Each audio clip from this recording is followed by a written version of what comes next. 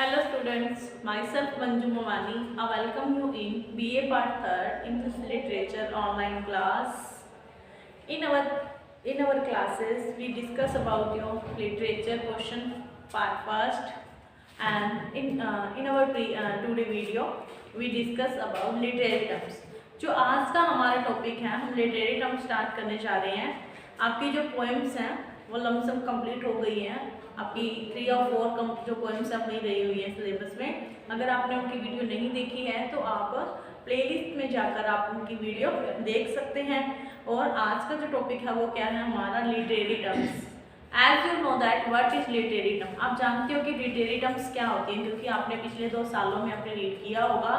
Literary terms क्या होती हैं, जैसे हिंदी में अलंकार होते हैं वैसे इंग्लिश में क्या होता है, लिटरेरी टर्म्स होती हैं। अलंकार का यूज आपने सुना होगा। अलंकार क्या होते हैं, अलंकार किसी सेंटेंस को या किसी वाक्य को अलंकारित, जैसे अलंकार का मीन्स ही क्या है, श्रृंगार। श्रृंगार करने से क्या होता है, सुंदर दिखते हैं ना।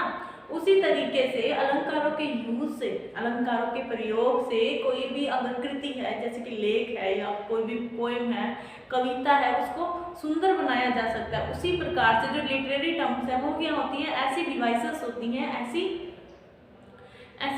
हम कह सकते हैं टेक्निक है एक तरीके की, जिससे जो पोइट है, राइटर है या कोई भी व्यक्ति है वो अपने जो अपना राइटिंग स्किल है, अपने जो अपना लिख रहा है, वो चाहे पोएम लिख रहा है, कुछ भी लिख रहा है, उसमें क्या है वो मोर इफेक्टफुल बना सकता है, इंटरेस्टेड बना सकता है और फेमस कर सकता है। मतलब कि उसको बहुत ज़्यादा हमें क्रिएटिव बनाने के लिए, अपनी राइटिंग को क्रिएटिव बनाने के लिए जो डिवाइसेस यूज़ की जाती है वो क्या होती है, लिटरेरी टर्म्स होती हैं। लिटरेरी टर्म्स मीन्स साहित्यिक जो टर्म्स है, मतलब कि साहित्यिक जो क्रियाएं हैं उनका यूज़ करके अपनी राइटिंग को बहुत ही ज़्यादा इफेक्टफुल बनाने के लिए, इंटरेस्टफुल बनाने के लिए यूज़ की जाती हैं। और इनको फिगर ऑफ स्पीच भी कहते हैं ना। कई बार हम फिगर ऑफ स्पीच रीड करते हैं, कई बार हम लिटरेरी टर्म्स भी रीड करते हैं, तो दोनों लमसम क्या है, सेम ही होती हैं। और आज जो हम हैं आपकी लिटरेरी टर्म्स है आपके सिलेबस की पैराडॉक्स। पैराडॉक्स के बारे में रीड करेंगे, पैराडॉक्स को डिस्कस करेंगे कि what is paradox and how can we use it, और इसे हम कैसे यूज करते हैं। इसके एग्जांपल्स लिखेंगे, एग्जांपल्स देखेंगे, जिससे आपको अच्छे से क्लियर हो जाएगा। और आपके जो एग्जाम आते हैं, मेन एग्जाम होता है जो आपका MGSU का, उसमें छोटे जो क्वेश्चन आते हैं 1-1 नंबर वाले, उसमें भी छोटे के रूप में भी आ सकता है। और अदर जो आपके बड़े क्वेश्चंस आते हैं उसमें भी आपको इनको क्लियर करने के लिए देते हैं। ज़्यादातर आपको 2 या 2 से मतलब ज़्यादा जो है आपको लिटरेरी टर्म्स देते हैं, लिटरेरी डिवाइस देते हैं, और उनको आपको क्या करना होता है, एक्सप्लेन करना होता है विद एग्जाम्पल्स। एग्जाम्पल के साथ उनको एक्सप्लेन करना होता है। तो हम क्या है, इसकी डेफिनेशंस भी करेंगे और इनके जो एग्जाम्पल्स हैं उनको भी करेंगे। तो हम क्या है, लिटरेरी टर्म्स ही अपनी जो है ये टॉपिक रखेंगे, और सारी की सारी जो आपकी सिलेबस की जो लिटरेरी टर्म्स हैं उनको डिस्कस करेंगे इस पोएम के। उसके बाद हम देखेंगे कि अपने सिलेबस में आपके क्या चलता है। तब तक के लिए आप ये पैराडॉक्स और लिटरेरी टर्म्स को समझे, अपनी नोटबुक में जरूर राइट करें। जो भी यहाँ बोर्ड पर आई थिंक आपको साफ दिखाई दे रहा है, और इसको आप क्या है, पहले अपनी नोटबुक स्क्रीनशॉट लें, उसके बाद अपनी नोटबुक में राइट करें और इसको रीड आउट जरूर करें एक बार। मैंने यहाँ पर आपको रीड करवाया है, उसके बाद आप भी क्या है इसको एक बार रीड आउट करें, ताकि ये क्या है अच्छे से आपको क्लियर हो सके, अच्छे से आप इसको समझ सको। तो पहले आप इसका स्क्रीनशॉट लें, उसके बाद हम अपनी क्लास, क्योंकि उसके बाद तो कुछ अंडरलाइन भी हो जाता है, मीनिंग्स भी हो जाते हैं, तो क्या है आपको बाद में समझ नहीं आएगा ना लिखा हुआ। तो पहले आप इसका स्क्रीनशॉट लें, उसके बाद हम अपनी जो क्लास है उसको स्टार्ट करते हैं। तो आप स्क्रीनशॉट ले लें।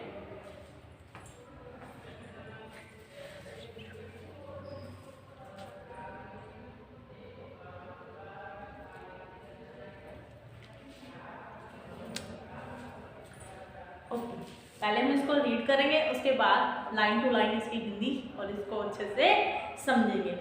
पहले मैं आपको इसका ब्रीफ इंट्रोडक्शन देती हूँ कि पैराडॉक्स क्या होता है। पैराडॉक्स का मीन्स होता है एक ऐसा स्टेटमेंट, एक ऐसा वाक्य जिसको हम अगर नॉर्मली जब रीड करते हैं तो हमें वो क्या दिखाई देता है, कॉन्ट्राडिक्टरी सिम्स, मतलब कि कॉन्ट्राडिक्टरी मतलब कि विरोधाभास दिखाई देता है, विरोध सा दिखाई देता है। जैसे कि कोई भी बात हो, ऐसी बात हो जिसको हम एक बार सुने तो हमें क्या है, बहुत ही अजीब सा लगता है, लेकिन जब हम उसको थोड़ा डीपली उसके ऊपर थॉट करते हैं, डीपली अब उसके ऊपर सोचते हैं, थिंक करते हैं, समझते हैं उसको, तो उसका जो डीप मीनिंग होता है तब वो हमें समझ में आता है। तो पैराडॉक्स क्या होता है? Paradox is a statement in which a statement seems contradictory but when we think over it, it is clear our thought and we can understood it. और हम इसे क्या है अच्छे से समझ पाते हैं कब? जब इसके ऊपर हम दोबारा से डीप थिंकिंग करते हैं, गहरा, जब हम इसके ऊपर गहन, हम कहते हैं ना विचार, थोड़ा सा इसको डीप लेकर सोचते हैं तो हमें बात समझ में आती है। तो वो क्या होता है? पैराडॉक्स, जो क्या है सरफेस से तो आपको गलत लगेगा, लेकिन जब आप इसको अच्छे से इसको सोचोगे तो वो बात आपके लिए आपको एकदम बिल्कुल ही सही लगेगी। इसके एग्जाम्पल मैं आपको थोड़ा सा एग्जाम्पल बताती हूँ। जैसे कि हम कहते हैं ना एग्जाम्पल, जैसे ही मैंने यहाँ पर एक लिखा है आपके लिए, child is the father of nation, the child. अब देखो बच्चा कैसे होगा फादर नेशन का? ये नॉर्मल सी बात है, जो बच्चा है वो नेशन का फादर, नेशन मतलब कि जो राष्ट्र है उसका फादर कैसे होगा? देखने में गलत है, लेकिन जब हम इसके ऊपर डीपली अपना ध्यान देंगे, बहुत ही मतलब थोड़ा गहरी सोच रखेंगे, तो हमें पता चलता है कि बच्चा ही है, जो बच्चा ही है जो आगे चलकर क्या करेगा? राष्ट्र का निर्माण करेगा। अगर आज बच्चे का अच्छा है तो जो बच्चा है अपना फ्यूचर क्या करेगा? ब्राइट करेगा। अगर बच्चे का फ्यूचर ब्राइट है तो नेशन का जो फ्यूचर है वो अपने आप ही ब्राइट है। मतलब कि राष्ट्र का निर्माता कौन है? बच्चा ही है। मतलब बच्चा मतलब जो चाइल्ड है, आज के जो स्टूडेंट्स हैं, आज के जो बच्चे हैं, वही आगे जाकर क्या करने वाले हैं? राष्ट्र का निर्माण करने वाले हैं। तो हुए ना फादर।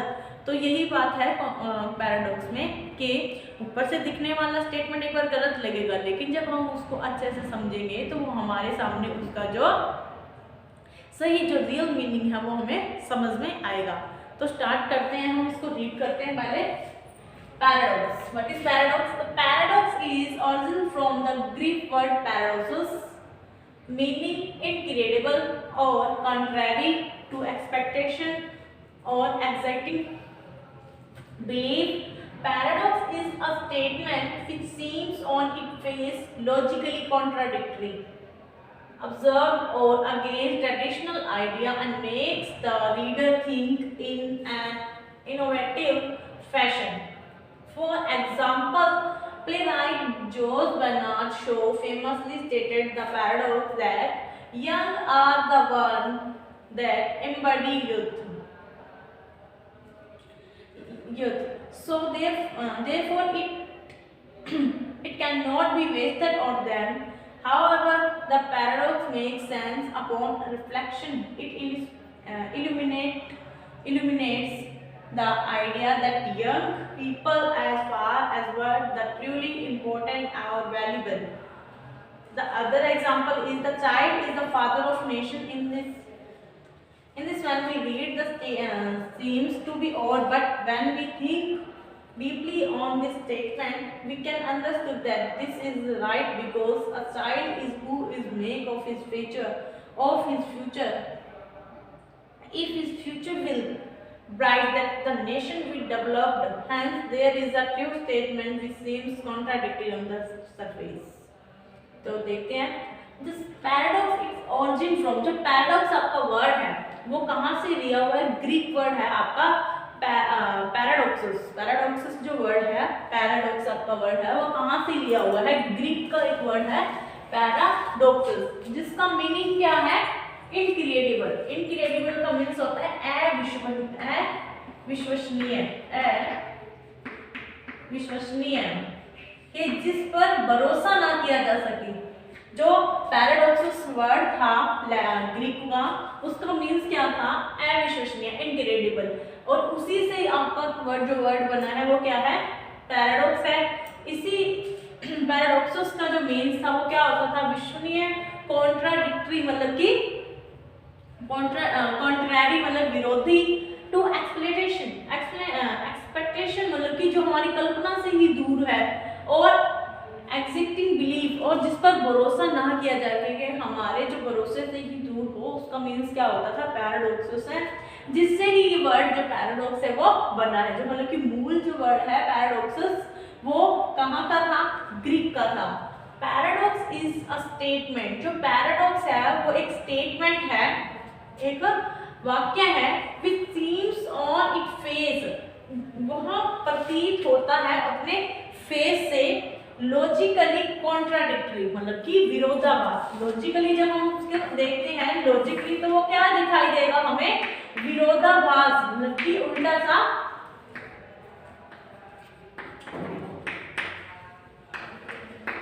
विरोधाभास, मतलब कि हमें अलग सा दिखेगा, थोड़ा अजीब दिखेगा, ऑब्जर्व कुछ गलत दिखेगा, और अगेंस्ट ट्रेडिशनल आइडियाज, जो प्रचलित जो आइडिया है उनके जो विचार हैं उसके उल्टे दिखाई देगा। And makes the reader think in and innovative fashion. Innovative fashion कोई, मतलब जो रीडर है वो ये सोचेंगे कोई नई तरीके की चीज है, ये नई तरीके का फैशन है, या कुछ अलग सा जैसे मीन होगा। जब हम इसको नॉर्मली रीड करते हैं अपने फेस से, जो स्टेटमेंट होता है वो क्या दिखाई देता है, कॉन्ट्राडिक्टरी, मतलब कि थोड़ा अलग सा दिखाई देता है। ठीक है, एग्जाम्पल लेते हैं इसका। जैसे कि एग्जाम्पल है प्ले राइट जो जॉर्ज बर्नार्ड है, उनके शो में फेमसली स्टेट किया गया है, स्टेटमेंट है पैराडॉक्स का, वो क्या है, young are the one that embody youth, कि जो यंग है वो क्या है, एम्बॉडी यूथ है। यहाँ पर क्या है, so therefore it can not be wasted on them, कि इसीलिए उन्हें उनके ऊपर क्या है, वेस्ट नहीं करना चाहिए।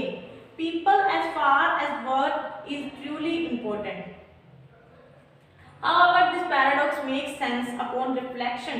अब यहाँ पर जो ये देखो सेंटेंस है वो क्या है, दिखने में तो क्या गलत लग रहा है कि जो यंग है वो यूथ के ऊपर अपने आप को कैसे वेस्ट कर सकते हैं, लेकिन जब हम इसे डीप मीनिंग लेते हैं तो वो क्या बता रहा है, make sense upon reflection, it illuminates, वो क्या है, इल्यूमिनेट कर रहा है, वो हमें इंगित कर रहा है, क्या इंगित कर रहा है, द आइडिया, ऐसा आइडिया दैट कि जो यंग है वो क्या है, यंग पीपल है वो उसी तरीके से दूर हैं व्हाट इज ट्रूली इम्पोर्टेंट और वैल्यूएबल, मतलब कि जो चीज बिल्कुल सही है उसी से ही जो यंग है वो क्या है, दूर है। वो अपना टाइम है वो किसके ऊपर वेस्ट कर रहे हैं, यंग के ऊपर वेस्ट कर रहे हैं, क्योंकि उन्हें यंग, मतलब कि जो यंग लोग हैं वो यंग की बातें सुन रहे हैं, लेकिन बातें उनके किनकी सुननी चाहिए, जो ओल्ड पर्सन है, जो बूढ़े लोग हैं उनकी बात सुननी चाहिए, जो बहुत ही ज्यादा नॉलेज रखते हैं। लेकिन वो क्या है, अपना जो it can not be wasted on them, तो ये क्या है, अपने ऊपर वेस्ट करने वाली बात हो सकती है।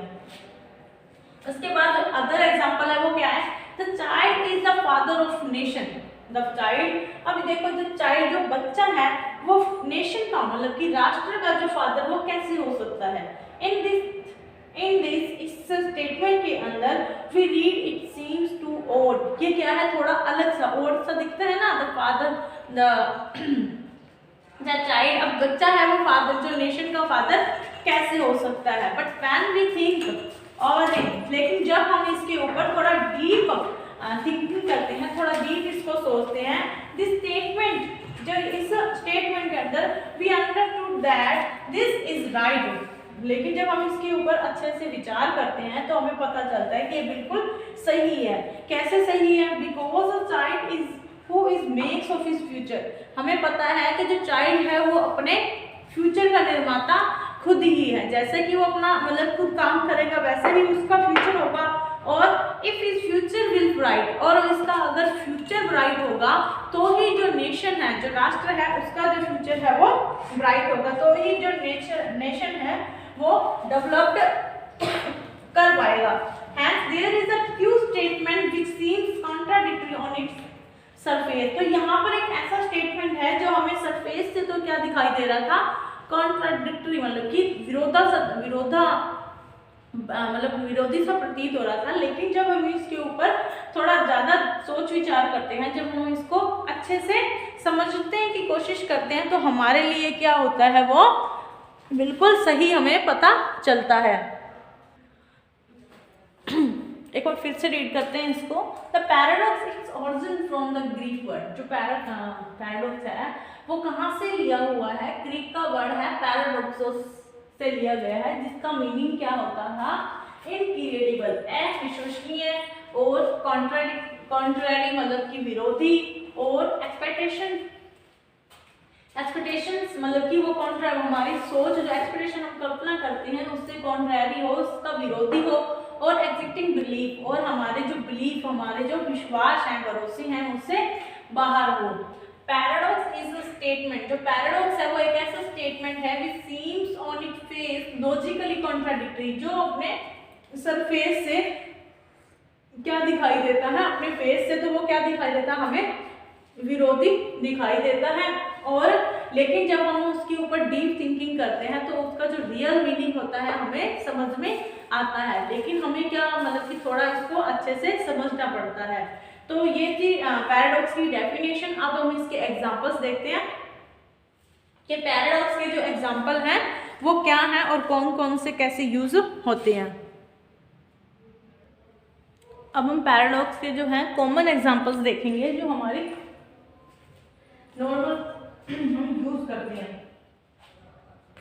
लैंग्वेज में।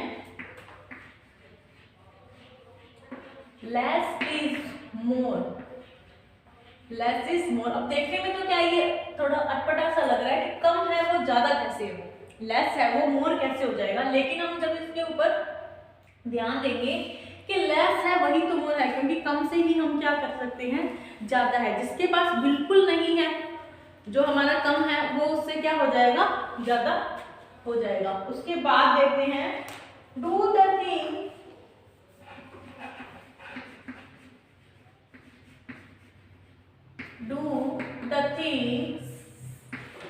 which thing you think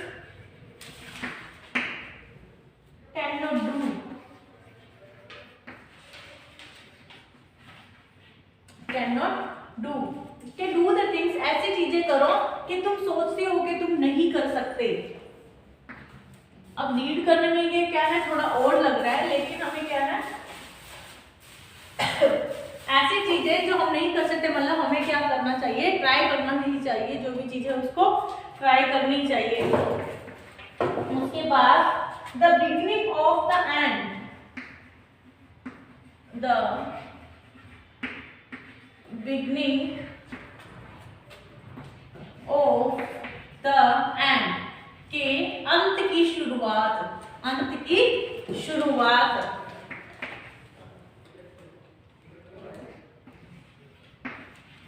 The pen is more lighter than the sword, than the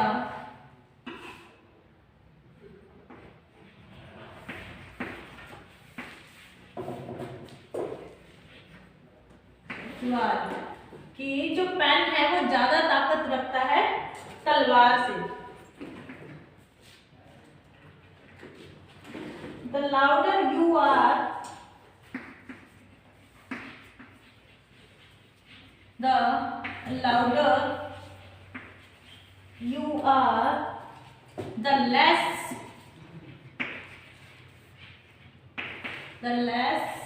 they hear,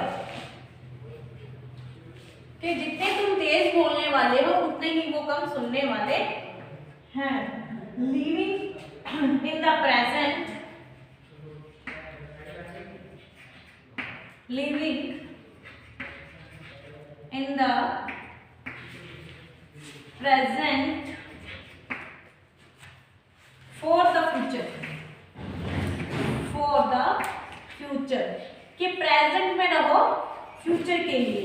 आज अगर अपने पास्ट की बातों को लेकर बैठ जाएंगे तो हम अपने फ्यूचर के लिए कुछ भी नहीं कर पाएंगे। इसलिए क्या है कि अपने प्रेजेंट में जियो, जो आज हमारे पास है उसी में ही जियो, अपने अच्छे फ्यूचर के लिए, अपने ब्राइट फ्यूचर के लिए। The more you give, the more you give, the more you get, the more you get, कि जितना तुम दोगे उतना ही तुम पाओगे, जितना तुम दोगे उतना ही तुम पाओगे। earn money,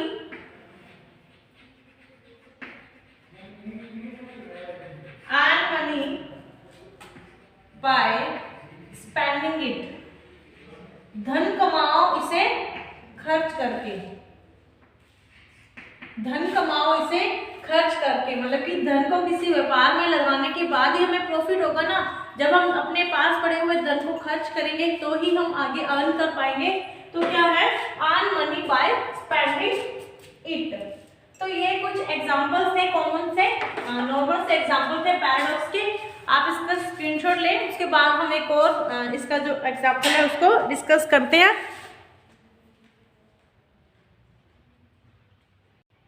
अब आगे का जो एग्जांपल है वो विलियम शेक्सपियर के एक फेमस जो ड्रामा है उससे लिया गया है। क्या है, cowards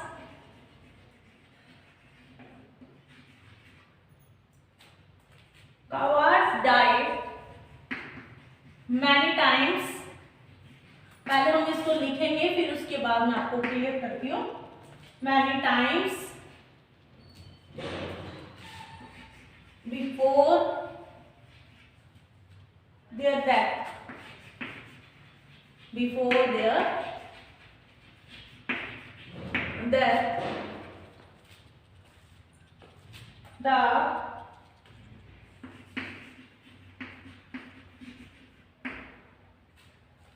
valiant never taste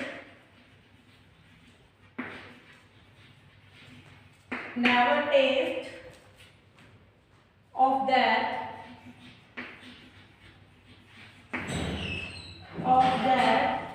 but once।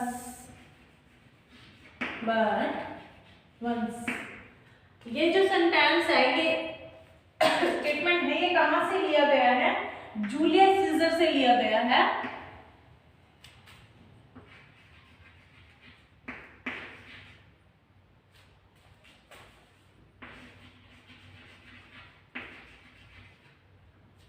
Julius Caesar से लिया गया है और किसके द्वारा है,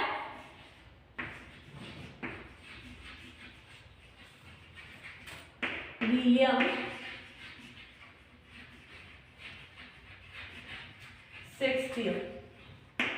शेक्सपियर के द्वारा लिखा हुआ एक जूलियस सीजर एक प्ले है, उसमें ये डायलॉग है। क्या है, cowards die many times before their death. जो कावर्ड्स होते हैं, जो कमजोर लोग होते हैं, कायर होते हैं, वो अपनी डेथ से पहले बहुत बार मर चुके होते हैं। जो कावर्ड, जो कायर लोग होते हैं, वो अपनी मृत्यु से पहले ही बहुत ही टाइम वो क्या कर चुके होते हैं, मर चुके होते हैं। लेकिन जो वायलेंट, जो नीडर व्यक्ति होता है, never taste of death but once. जो नीडर व्यक्ति है वो क्या है, कभी वो डेथ का जो टेस्ट है नहीं लेता, लेकिन एक बार ही लेता है। अब ये जो स्टेटमेंट है, जब हम इसको रीड कर रहे हैं तो ये क्या है, हमें और सा दिखाई दे रहा है, लेकिन जब हम इसका डीप मीनिंग लेते हैं कि जो कावर्ड है, मतलब कि जो कायर व्यक्ति है, वो क्या है, डर से ही मर जाता है। कोई भी उसके सामने समस्या आएगी, कोई भी डिफिकल्टीज आएगी, तो वो क्या है, उसके डर से ही, मतलब उसकी हालत कैसे हो जाएगी, मरने के समान हो जाएगी। तो वो क्या है कि बहुत ही बार टेस्ट कर चुका होता है, किसका, डेथ का, अपनी डेथ, जो मेन सच में मरने से पहले ही वो क्या है, मौत का जो डर है वो देख चुका होता है। लेकिन जो वॉलंटियर होता है वो कभी भी टेस्ट नहीं करता, क्योंकि वो डरता नहीं है, तो उसकी मौत वाली जो सिचुएशन है वो उसके सामने नहीं आती है, डर नहीं होता है। लेकिन एक बार तो उसे भी क्या है, मौत का टेस्ट करना होता है कि जब सच में उसकी डेथ हो जाती है, मृत्यु हो जाती है, तो वो सच में उसका जो टेस्ट है वो लेता है। तो ये था आपका एक लिटरेचर का एग्जाम्पल पैराडॉक्स का। और जो पहले के जो एग्जाम्पल्स थे वो आपके नॉर्मल जो कॉमन एग्जाम्पल है, डेली रूटीन में, डेली कन्वर्सेशन में हम यूज करते हैं, वो थे।